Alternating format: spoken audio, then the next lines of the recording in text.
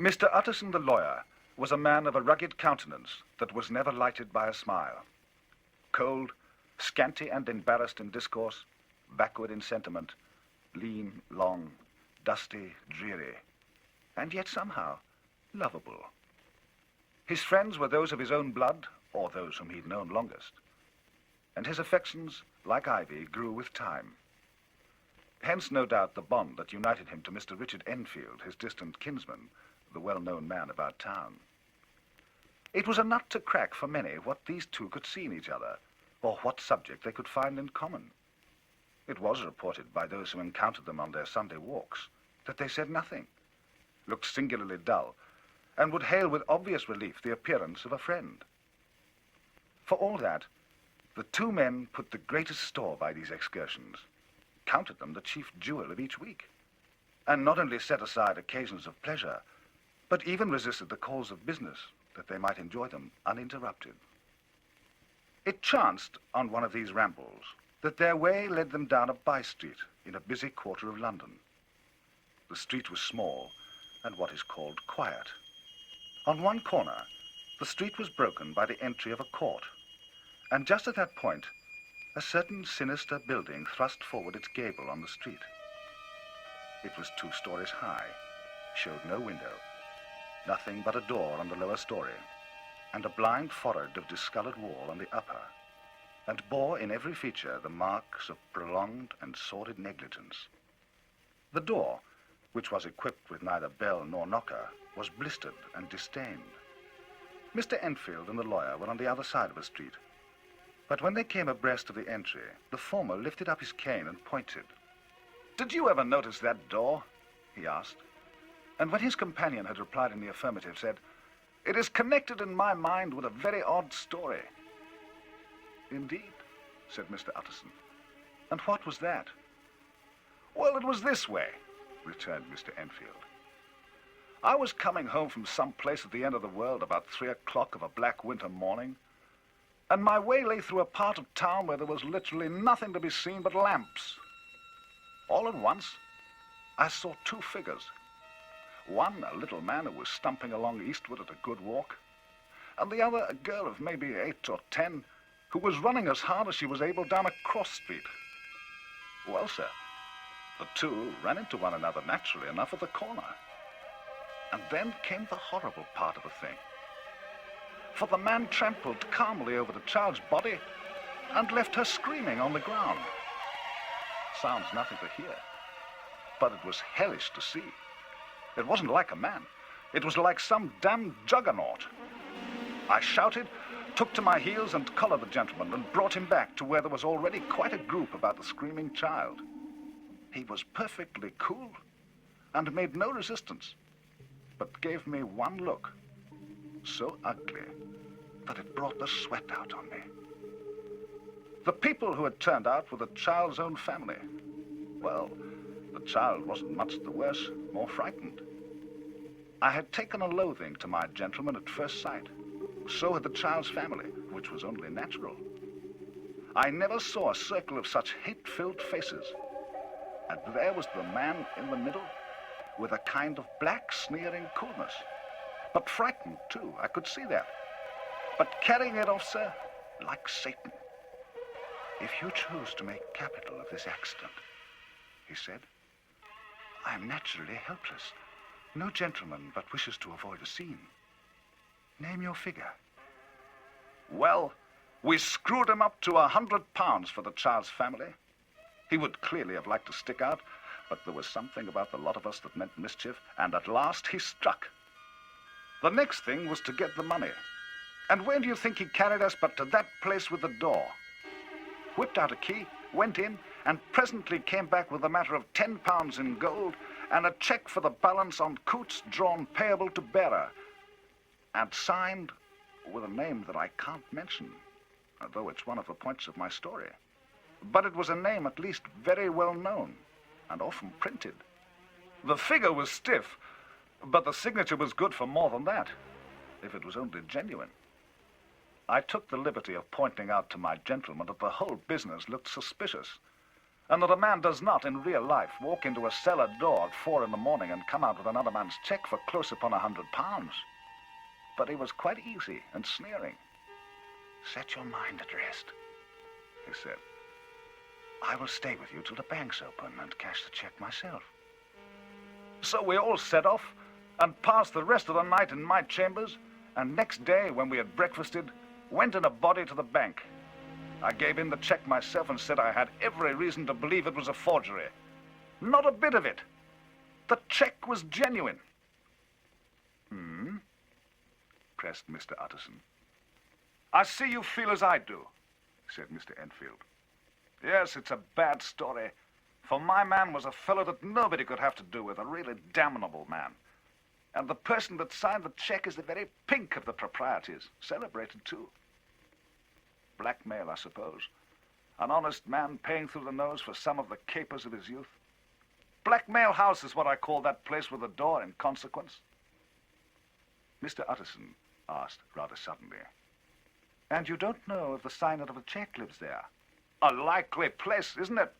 returned Mr. Enfield. "But he lives in some square or other nearby. I've studied this place for myself. It seems scarcely a house. There's no other door, and nobody goes in or out but once in a while the gentleman of my adventure." The pair walked on again for a while in silence, and then, "Enfield," said Mr. Utterson, "there's one point I want to ask. I want to ask the name of that man who walked over the child."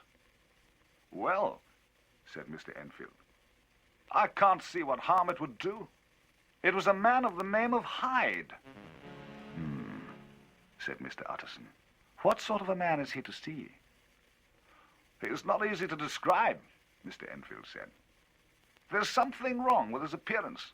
Something displeasing, something downright detestable. I never saw a man I so disliked, and yet I scarcely know why. He must be deformed somewhere.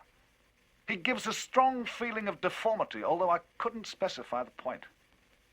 And it's not want of memory, for I declare I can see him at this moment."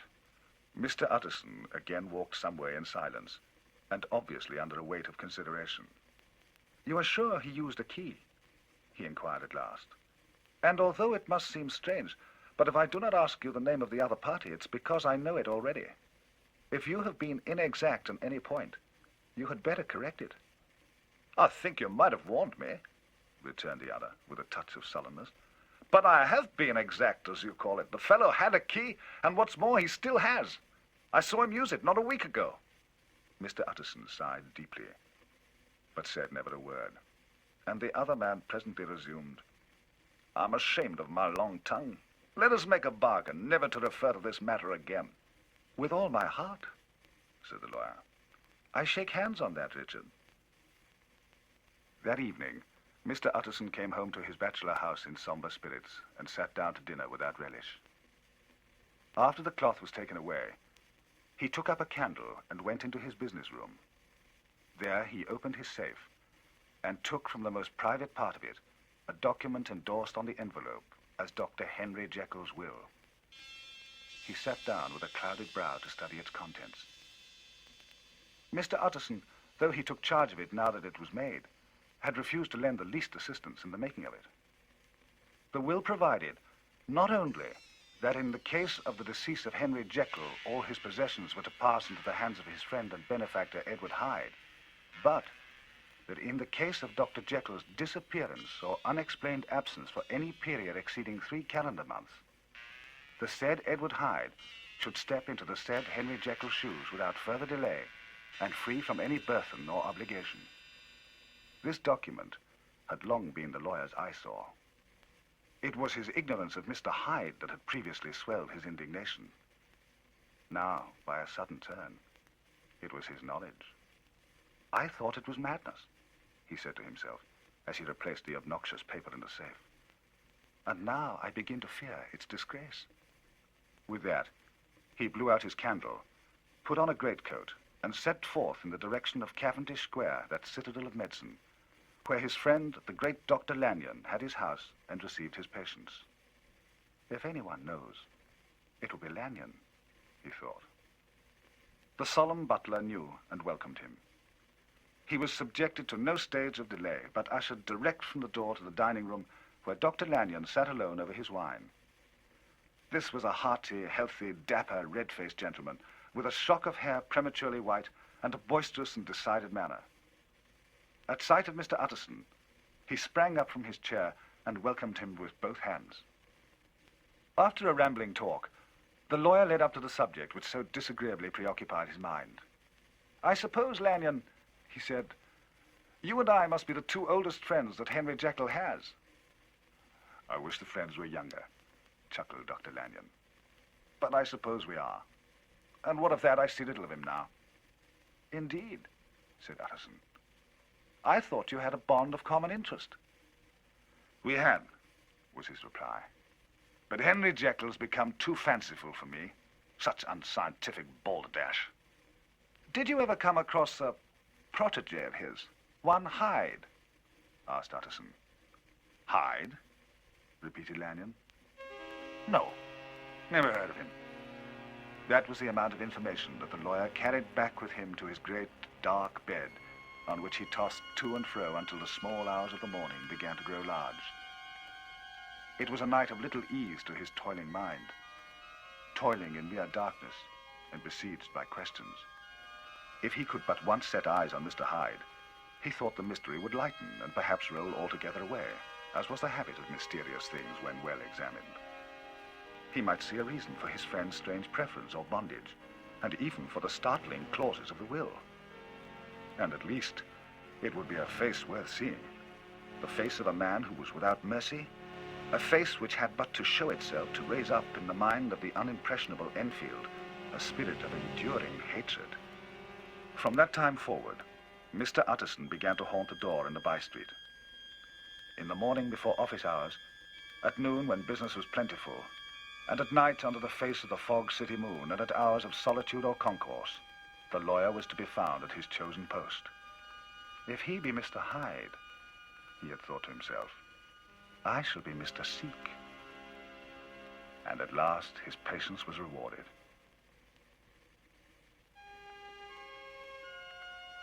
It was a fine, dry night, and by 10 o'clock, when the shops were closed, the by-street was very solitary, and, in spite of the low growl of London from all round, very silent. The steps drew swiftly nearer, and swelled out suddenly louder as they turned the end of a street. The lawyer, looking forth from the entry, could soon see what manner of man he had to deal with. He was small and very plainly dressed, and the look of him, even at that distance, went somehow strongly against the watcher's inclination. He made straight for the door, and as he came, he drew a key from his pocket like one approaching home. Mr. Utterson stepped out and touched him on the shoulder as he passed. "Mr. Hyde, I think." Mr. Hyde shrank back with a hissing intake of breath. But his fear was only momentary, and though he didn't look the lawyer in the face, he answered coolly enough, "That is my name. What do you want?" "I see you're going in," returned the lawyer. "I'm an old friend of Dr. Jekyll's, Mr. Utterson of Gaunt Street. You must have heard my name. And meeting you so conveniently, I thought you might admit me." "You will not find Dr. Jekyll. He is not at home," replied Mr. Hyde. And then suddenly, but still without looking up, "How do you know me?" he asked the lawyer, and then suddenly turned with an air of defiance, and the pair stared at each other fixedly for a few seconds. "Now I shall know you again," said Mr. Utterson. "It may be useful." "Yes," returned Mr. Hyde. "It is as well we have met. And apropos, you should have my address." And he gave a number of a street in Soho. Good God, thought Mr. Utterson. Can he too have been thinking of the will? But he kept his feelings to himself and only grunted in acknowledgement of the address. "And now," said the other, "how do you know me?" "By description," was the reply. "Whose description?" "We have common friends," said Mr. Utterson. "Common friends?" echoed Mr. Hyde a little hoarsely. "Who are they?" "Jekyll, for instance," said the lawyer. "He never told you," cried Mr. Hyde with a flush of anger.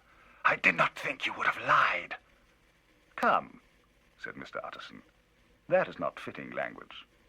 The other snarled a savage laugh, and the next moment, with extraordinary quickness, he had unlocked the door and disappeared into the house.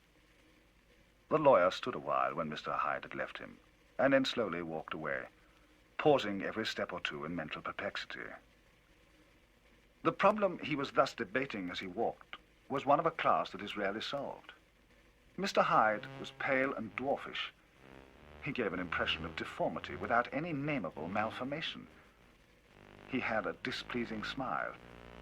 He had borne himself to the lawyer with a sort of murderous mixture of timidity and boldness, and he spoke with a husky, whispering, and somewhat broken voice.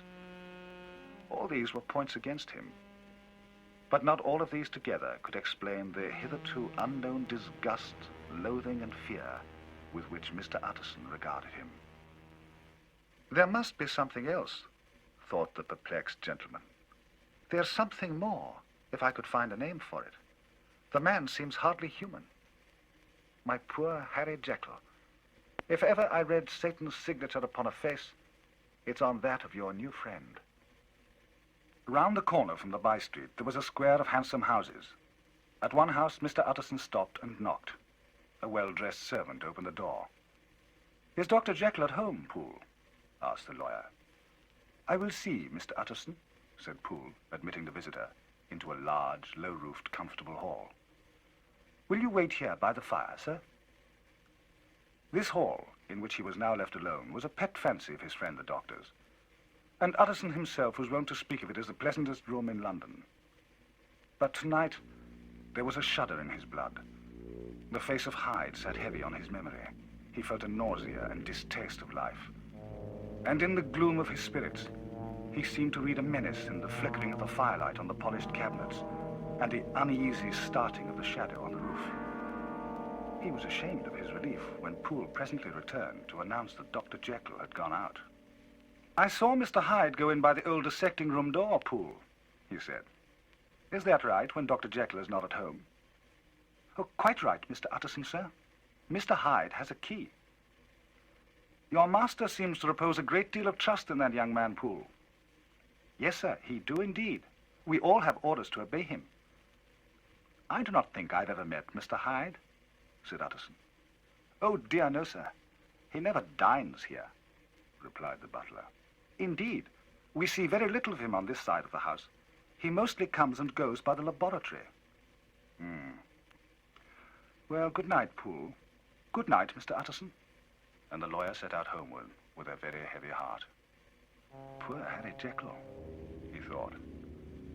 My mind misgives me he's in deep waters. He was wild when he was young, a long while ago to be sure, but it must be that, the ghost of some old sin, the cancer of some concealed disgrace. But this Mr. Hyde, if he were studied, must have secrets of his own. Black secrets by the look of him. Secrets compared to which poor Jekyll's would look like sunshine. Things cannot continue as they are. For if this Mr. Hyde suspects the existence of the will, he may grow impatient to inherit. Once more he saw before his mind's eye, as clear as a transparency, the strange clauses of the will.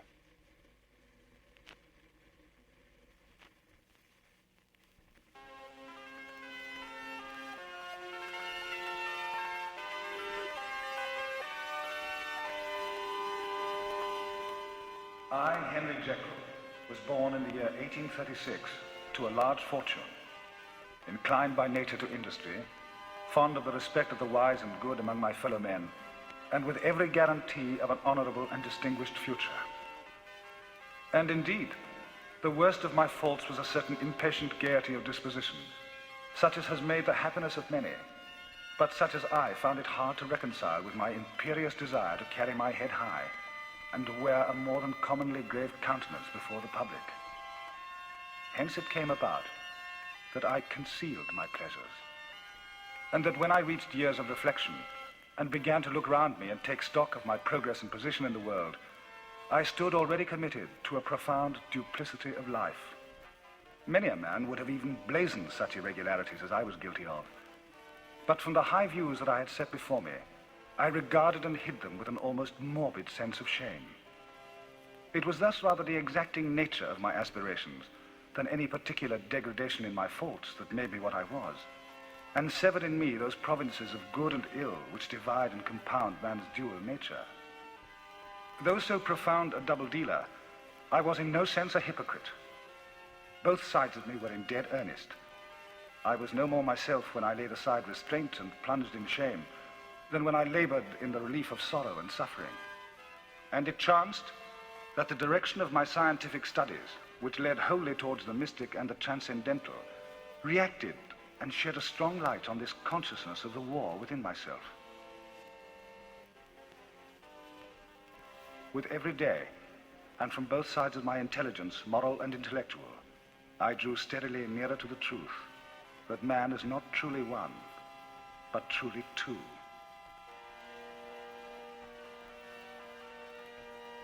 It was in my own person that I learned to recognize the thorough and primitive duality of man.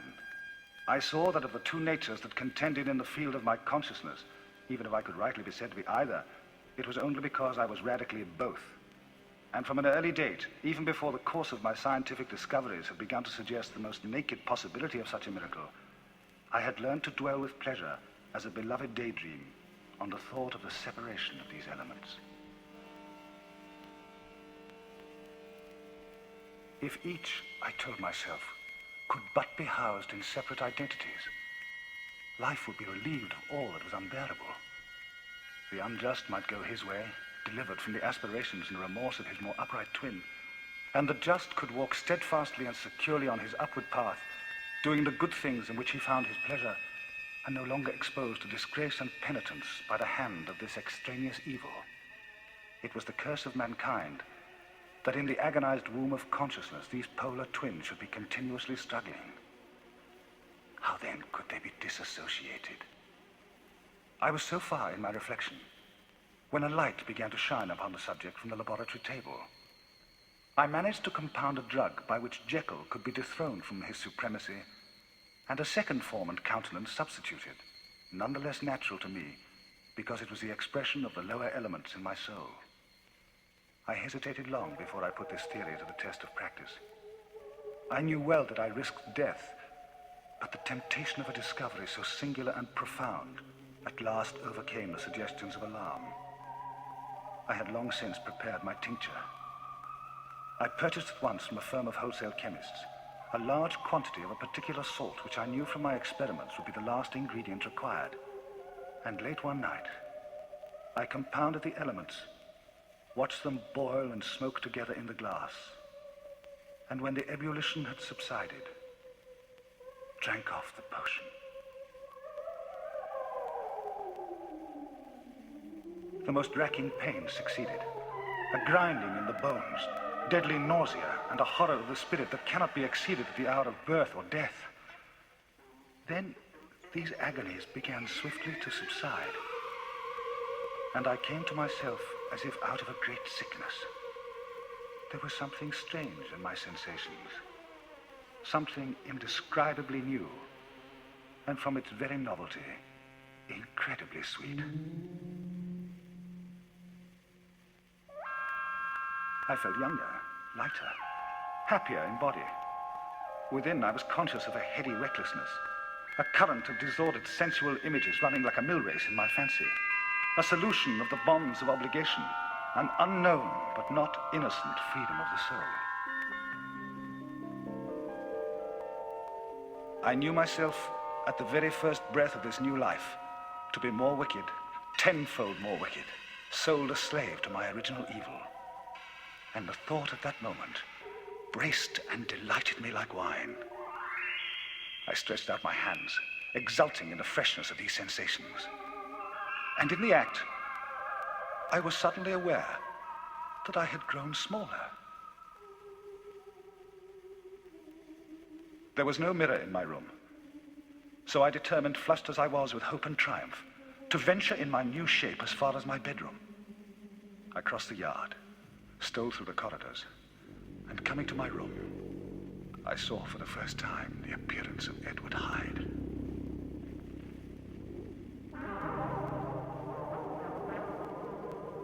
I must here speak by theory alone, saying not that which I know, but that which I suppose to be the most probable. The evil side of my nature, to which I had now transferred, was less robust and less developed than the good which I had just deposed. Again, in the course of my life, which had been, after all, 9/10 a life of effort, virtue, and control, it had been much less exercised and much less exhausted. And hence, as I think, it came about that Edward Hyde was so much smaller and slighter and younger than Henry Jekyll. Even as good shone upon the countenance of the one, evil was written broadly and plainly on the face of the other. Evil, besides, had left on that body an imprint of deformity and decay. And yet, when I looked upon that ugly idol in the glass, I was conscious of no repugnance, rather a leap of welcome. This, too, was myself. It seemed natural and human. In my eyes, it bore a livelier image of a spirit. It seemed more express and single than the imperfect and divided countenance I had been hitherto accustomed to call mine. And I was doubtless right. I have observed that when I wore the semblance of Edward Hyde, none could come near to me at first without a visible misgiving of the flesh. This, as I take it, was because all human beings, as we meet them, are commingled out of good and evil. And Edward Hyde alone, in the ranks of mankind, was pure evil.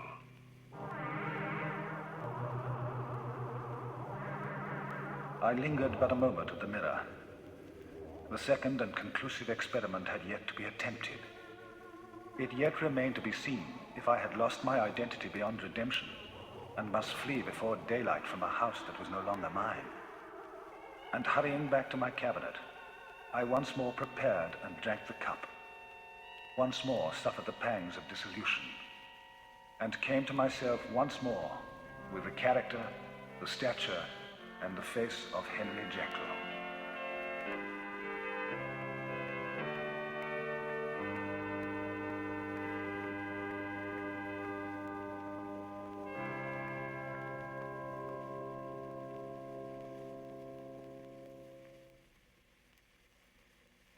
A fortnight later, by excellent good fortune, Dr. Jekyll gave one of his pleasant dinners to some 5 or 6 old friends, all intelligent, reputable men, and all judges of a good wine. And Mr. Utterson remained behind after the others had departed.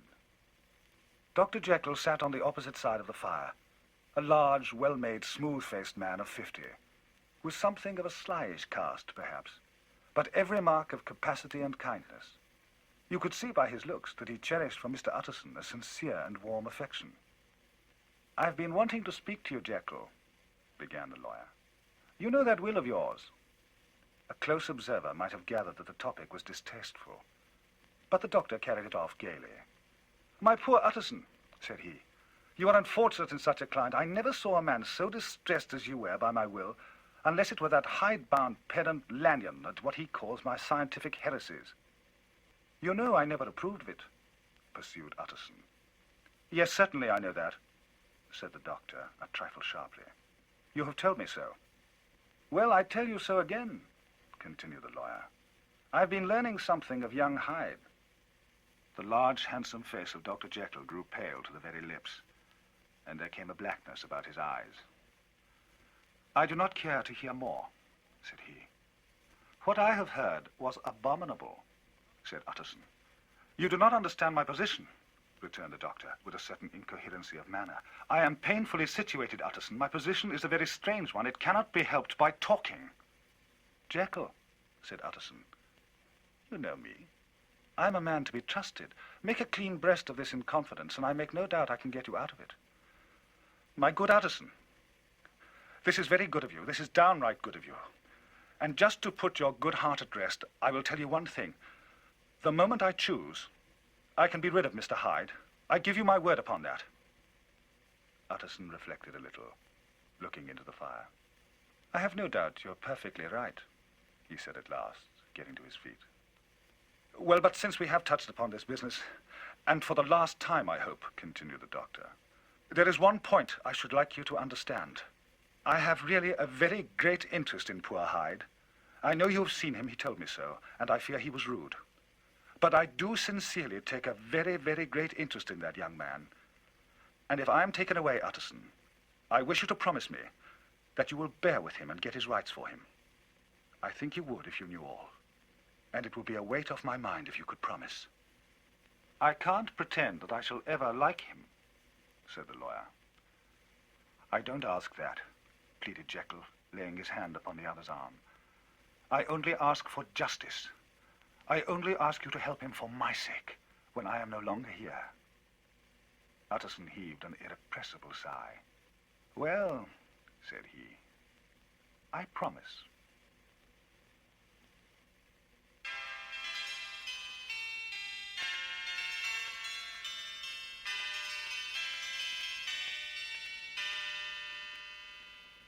I had come to the fatal crossroads. I had not yet conquered my aversion to the dryness of a life of study. I would still be merrily disposed at times, and my pleasures were, to say the least, undignified. It was on this side that my new power tempted me until I fell in slavery. I had but to drink the cup, to doff at once the body of the noted professor, and assume, like a thick cloak, that of Edward Hyde. I smiled at the notion. It seemed to me at the time to be humorous, and I had made my preparations with the most studious care. I took and furnished a house in Soho, and engaged a housekeeper, a creature whom I well knew to be unscrupulous. On the other side, I announced to my servants that a Mr. Hyde, whom I described, was to have full liberty and power about my house in the square. I next drew up a will, so that if anything should befall me in the person of Dr. Jekyll, I could enter on that of Edward Hyde without pecuniary loss. And thus fortified, as I supposed, on every side, I began to profit by the strange immunities of my position. Men have before hired others to transact their crimes, while their own person and reputation sat under shelter. I was the first that ever did so for his pleasure. I was the first that could thus plod in the public eye with a load of genial respectability, and in a moment, like a schoolboy, strip off these lendings and spring headlong into the sea of liberty. But for me, in my impenetrable mantle, the safety was complete. Think of it. I did not even exist. Let me but escape into my laboratory door. Give me but a second or two to mix and swallow the draught that I always had standing ready. And whatever he had done, Edward Hyde would pass away like a stain of breath upon a mirror. And there in his stead, quietly at home, trimming the midnight lamp in his study, would be a man who could afford to laugh at suspicion. Henry Jekyll. The pleasures which I had made haste to seek in my disguise were, as I have said, undignified. I would scarce use a harder term. But in the hands of Edward Hyde, they soon began to turn towards the monstrous, drinking pleasure with bestial avidity from any degree of torture to another, relentless like a man of stone. Henry Jekyll stood at times aghast before the acts of Edward Hyde. But the situation was apart from ordinary laws and relaxed the grasp of conscience. It was Hyde, after all, and Hyde alone that was guilty. Jekyll was no worse. He woke again to his good qualities, seemingly unimpaired. He would even make haste where it were possible to undo the evil done by Hyde. And thus his conscience slumbered.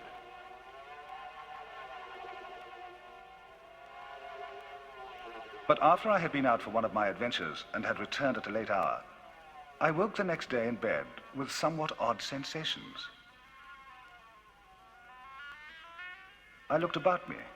I saw the decent furniture and tall proportions of my room in the square, recognized the pattern of the bed curtains and the design of the mahogany frame, but something still kept insisting that I was not where I was, that I had not wakened where I seemed to be, but in the little room in Soho where I was accustomed to sleep in the body of Edward Hyde. I smiled to myself, dropping back into a comfortable doze. I was still so engaged when, in one of my more wakeful moments, my eyes fell upon my hand.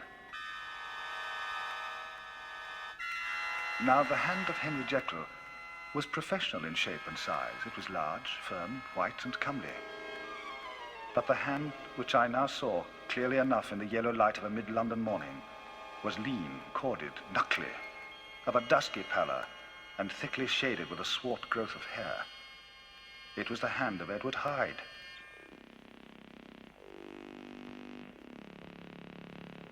I must have stared upon it for nearly half a minute, sunk as I was in the mere stupidity of wonder, before terror woke up in my breast.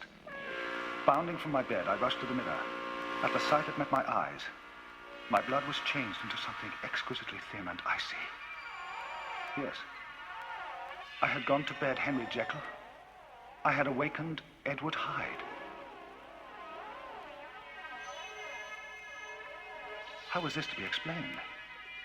I dressed as well as I was able in clothes of my own size, and soon passed through the house where the servant stared and drew back at seeing Mr. Hyde at such an hour and in strange array. But 10 minutes later, Dr. Jekyll returned to his own shape and was sitting down to breakfast. But small indeed was my appetite. I began to reflect more seriously than ever before on the issues and possibilities of my double existence. The power of the drug had not always been equally displayed. Once, very early in my career, it had totally failed me. Since then, I had been obliged on more than one occasion to double, and once, with infinite risk of death, to treble the amount. Now, however, in the light of that morning's events, I was led to think that whereas in the beginning the difficulty had been to throw off the body of Jekyll, it had of late gradually but decidedly transferred itself to the other side. All things therefore seemed to point to this, that I was slowly losing hold of my original and better self, and becoming slowly incorporated with my second and worse.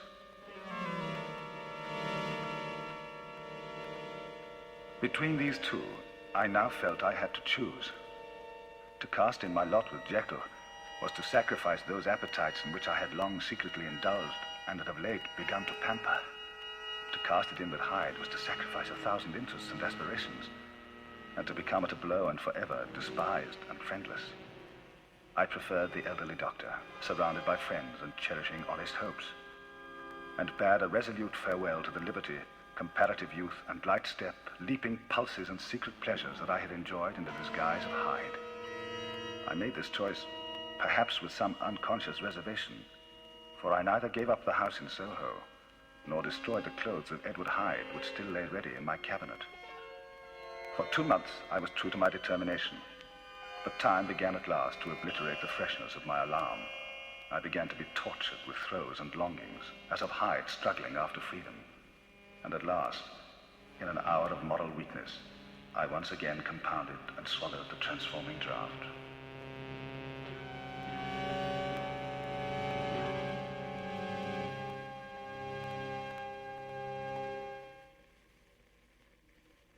One night, London was startled by a crime of singular ferocity, and rendered all the more notable by the high position of the victim. The details were startling. A maidservant, living alone in a house not far from the river, had gone upstairs about 11. Although a fog rolled over the city in the small hours, the early part of the night was cloudless, and the lane, which the maid's window overlooked, was brilliantly lit by the full moon. She sat down upon her chair, which stood immediately under the window, and as she sat, she became aware of an elderly gentleman with white hair drawing near, and, advancing to meet him, another gentleman, to whom at first she paid less attention.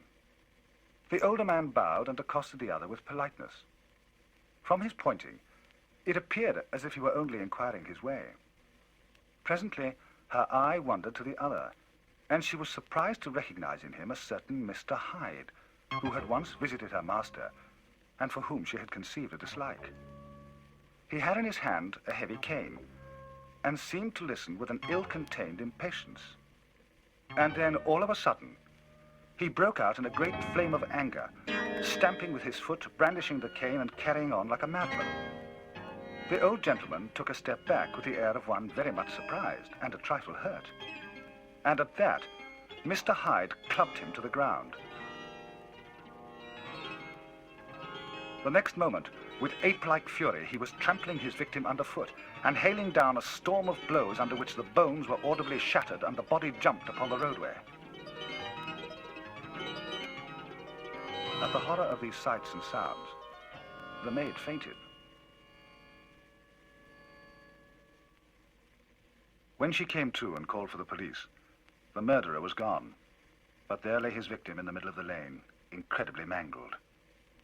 The stick with which the deed had been done although it was of some rare and very tough and heavy wood, had broken in the middle under the stress of this insensate cruelty, and one splintered half had rolled into the gutter. The other, without doubt, had been carried away by the murderer. A purse and a gold watch were found upon the victim, but no cards or papers, except a sealed and stamped envelope which he had probably been carrying to the post, and which bore the name and address of Mr. Utterson. This was brought to the lawyer the next morning. He had no sooner seen it than he drove to the police station where the body had been carried. As soon as he came into the cell, he nodded. "Yes," said he. "I recognize him. I'm sorry to say that this is Sir Danvers Carew." "Good God, sir," exclaimed the officer. "Is it possible?" And the next moment his eyes lighted up with professional ambition. "This will make a good deal of noise," he said. "Perhaps you can help us." And he briefly narrated what the maid had seen and showed the broken stick. Mr. Utterson had already quailed at the name of Hyde, but when the stick was laid before him, he could doubt no longer. Broken and battered as it was, he recognized it for one that he himself had presented many years before to Henry Jekyll. "Is this Mr. Hyde a person of small stature?" he inquired. "Particularly small and particularly wicked-looking is what the maid calls him," said the officer. Mr. Utterson reflected, and then, raising his head, "If you will come with me in my cab," he said, "I think I can take you to his house." The dismal quarter of Soho, with its muddy ways and slatternly passengers, seemed in the lawyer's eyes like a district of some city in a nightmare. As the cab drew up before the address, the fog lifted a little and showed him a dingy street, a gin palace, a low French eating house, a shop for the retail of twopenny salads, many ragged children huddled in the doorways, and many women of many different nationalities. So this was the home of Henry Jekyll's favorite, a man who was heir to £250,000 sterling. An ivory-faced and silver-haired old woman opened the door. She had an evil face smoothed by hypocrisy, but her manners were excellent. Yes, she said this was Mr. Hyde's, but he was not at home. He had been in that night very late, but had gone away again in less than an hour.